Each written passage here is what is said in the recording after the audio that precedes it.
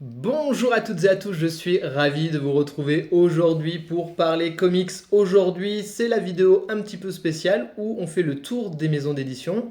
Aujourd'hui, donc, présentation d'éditeurs comics en France. On va parler de Black River Comics qui est arrivé sur le marché français en 2022. On va faire un petit peu le tour de ma collection des titres que j'ai chez eux. Comme ça, vous allez avoir un aperçu de leur catalogue. Black River, donc c'est une maison d'édition assez jeune. Si vous êtes intéressé pour la découvrir également en plus de cette vidéo, je vous invite à aller sur mon compte Instagram Gameseed avec un petit 1 derrière ou sur la chaîne YouTube Nous sommes les 4% où nous avions eu la chance la première année de vie de la maison d'édition d'échanger avec David Guélou, le directeur de collection, où nous présentait un petit peu la philosophie.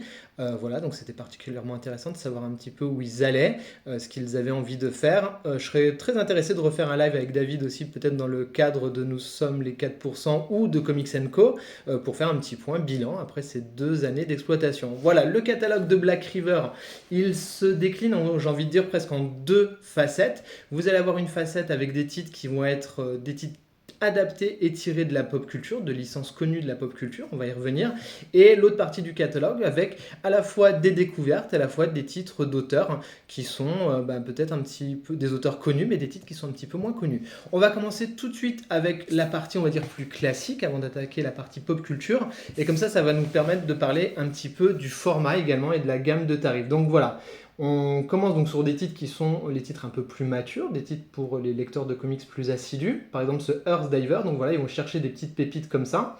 Sur le format, on est toujours sur un format comics classique standard. La gamme de prix, elle aussi, entre du 15,90 et du 19,90, donc sur des formats comme ça. Donc vous voyez, ça je suis en train de le lire, j'ai un peu de retard, mais ça tombe bien parce que finalement le tome 2 vient de sortir et ça va me permettre de faire la lecture dans la continuité. Donc vous voyez, à chaque fois on a toujours aussi un grand soin sur les covers qui sont toujours très soignés, ça c'est vraiment fort appréciable chez eux.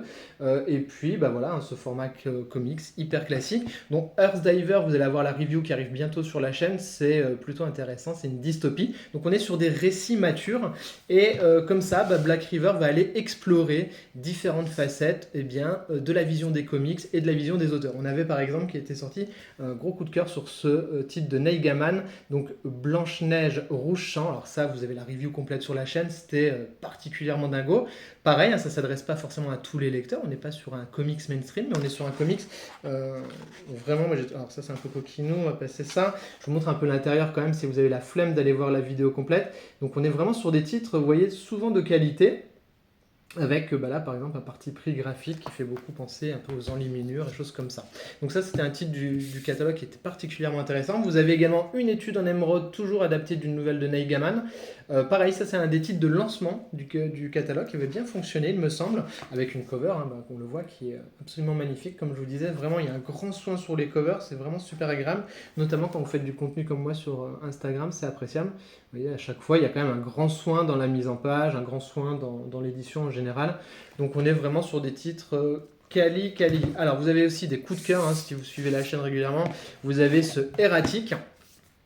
Ça, j'en parle très souvent. Donc ça fait partie de genre de pépites que peut proposer le catalogue de Black River Comics.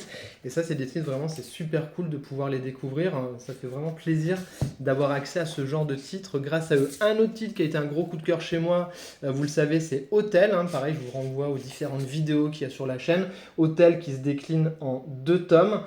Également, alors je ne l'ai pas dit comme Erratique, pour l'instant 2 tomes sur Erratique, donc ça c'est plutôt cool, mais vous le retrouvez dans ma vidéo coup de cœur de l'été. Voilà, avec comme je vous l'avais dit, à chaque fois des covers qui sont particulièrement sympas. On est toujours sur le même type de format, vous voyez des récits assez matures. Donc Hotel, c'est une anthologie de récits d'horreur, c'est super bien. Ils vont également sur des titres comme ça, Out of Body, donc ça pareil, c'est un titre vraiment barré. Clairement, ça fait plaisir d'avoir accès à ce genre de titre grâce à eux, parce que je ne sais pas qui d'autre aurait pu finalement l'éditer. La cover, comme vous l'avez vu, elle est à la fois magnifique. La review, ça fait partie des reviews. J'ai perdu quand j'ai changé de téléphone la review sur la chaîne, donc ça, il faut que je vous refasse la chronique. C'était particulièrement intéressant. Après, c'est assez particulier parce que ça parle de corps transcendantal, de mort et tout ça, donc c'est un récit, il faut être bien accroché parce que c'est pas un récit très joyeux, mais néanmoins particulièrement intéressant. On continue avec différents auteurs, différentes thématiques, quelque chose autour de Lovecraft, ça vous avez la review complète sur la chaîne. Donc vous voyez, c'est vraiment le parti pris, c'est d'aller explorer différentes facettes, différents univers de ce est capable de proposer le comics dans leur partie, on va dire, plus indé, entre guillemets, ou en tout cas de titres un petit peu plus pointus pour les lecteurs de comics qui auraient envie d'essayer peut-être d'autres titres qui sortent un petit peu des Big Two. On avait également ce Ragnarok, là vous avez la review complète du tome 1 qui est sur la chaîne également, de Walter Simonson avec un tome 2. Donc voilà aussi ce qui est agréable, c'est que eh bien ça c'était édité chez Glénat, ils ont tout repris pour pouvoir faire la diffusion. Black River pour l'instant se tient à aller au bout des séries qu'ils ont décidé d'éditer. Donc ça c'est plutôt agréable. Je sais que des fois il y a souvent un petit peu, il peut y avoir des critiques sur la tarification. Après j'ai envie de dire, c'est toujours pareil, je trouve qu'honnêtement là on est à quoi? On est à 18,90. C'est pas si déconnant, franchement, quand on voit comment les autres ont augmenté leurs tarifs. Je pense que voilà, il faut des fois un peu raison garder. On n'est pas déconnant. Alors après, certains titres, certains vont me dire oui, c'est un peu cher, il n'y a pas beaucoup de pages. Bon, ça, le débat des prix, on va pas le refaire. Ici, c'est pas le lieu. On continue avec du Garcenis, par exemple. Alors ça, c'est un titre qui était particulièrement barré. Pareil, vous avez la review sur la chaîne qui traite du mal dans sa forme la plus pure et la plus horrible et terrifiante. Un récit contemporain particulièrement marquant, qui m'a fait beaucoup penser au traitement de l'horreur chez John Carpenter. Je vous montre rapidement l'intérieur. Pareil, vous avez les reviews complètes sur la chaîne de ces titres-là. N'hésitez pas à aller y faire un tour. Alors, il y a d'autres titres, moi, que j'avais ratés, notamment un Marjorie Finnegan. La Poste me l'a perdu, un des titres que j'avais très envie de lire. J'étais complètement dégoûté. Enfin, voilà, il m'en manque 2-3, notamment ce Marjorie Finnegan. Et qui était plutôt pas mal avec du voyage temporel, donc clairement en plus tout ce que j'aime, mais malheureusement, eh bien, la Poste ne sait pas où m'a mis le colis, donc finalement je pense qu'il est dans les fameux déstockages de colis, et voilà, malheureusement pour moi.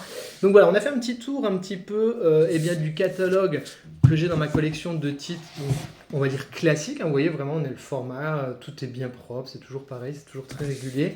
David nous avait expliqué dans la vidéo qu'on avait fait donc, au lancement qu'il ne serait pas contre aller vers des formats différents, mais que d'abord le but c'était d'installer la maison d'édition, de voir un petit peu comment les titres étaient reçus par le public également forcément, mais il ne s'interdisait pas d'aller faire des éditions peut-être plus grandes, d'autres caractéristiques dans l'édition, mais voilà, il attend d'abord de poser la maison d'édition, de voir un petit peu les retours qu'il y a sur les titres, et voilà, ça fait partie des possibilités, et c'est pour ça que j'aimerais bien refaire un échange avec lui pour savoir eh bien, quel est l'avenir et quelles sont un peu la vision qu'il a du marché pour la suite.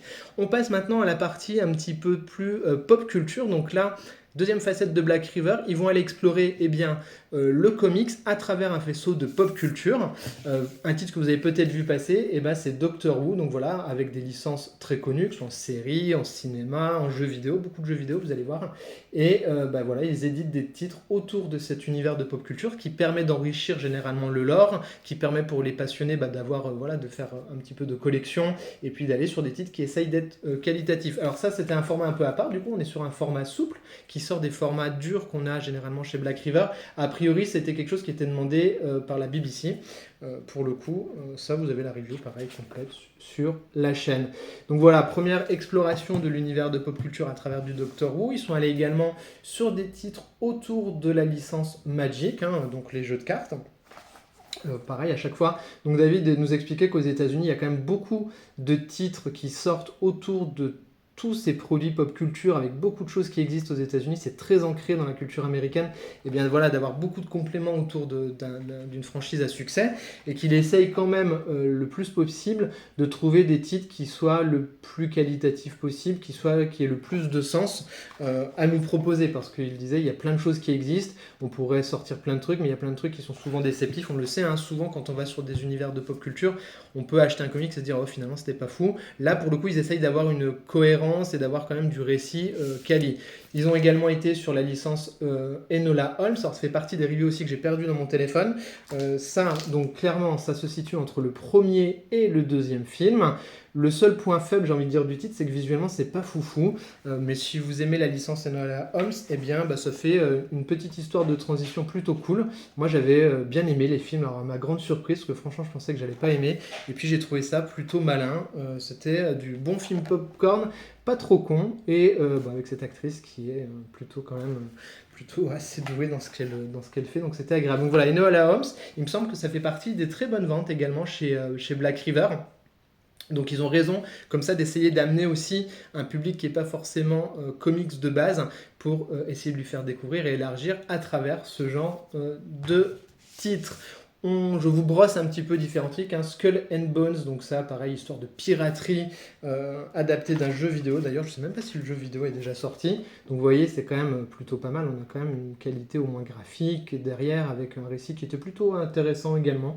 Celui-ci, assez court, mais qui était plutôt pas mal. Alors on le sait, quand on paye des licences également, bah, ça coûte de l'argent, et forcément, bah, c'est ce qui fait aussi que des fois la tarification peut être un petit peu supérieure, parce que bah, Ubisoft, vous vous rendez bien compte que derrière, ils vont pas lâcher leur licence sans dividende, donc forcément l'éditeur derrière il est obligé d'adapter le prix en conséquence. The Division, également adapté d'un jeu vidéo. Alors celui-ci je n'ai pas encore pris le temps de le lire, mais vous voyez, hein, graphiquement ça fait le job. Ça ressemble beaucoup quand même plus à un côté là BD européenne traditionnelle. Ils ont beaucoup de titres, alors là je vais faire un petit tri comme ça je vous les montre d'affilée, autour de la licence Assassin's Creed. Donc vous voyez, là on est à 19,90, mais on est sur un beau bébé, hein, ce sujet 4 qui a priori est plutôt très bon. J'avoue, j'ai pas encore pris le temps d'aller sur la lecture des titres Assassin's Creed de mon côté, tout simplement parce que en jeu vidéo, j'aurais toujours adoré aimer, et j'ai essayé 3 jeux et j'ai jamais aimé. C'est pas l'univers que j'aime pas, donc au contraire les titres je pense vont m'intéresser, mais c'est quelque chose dans le gameplay qui m'a toujours refroidi malheureusement.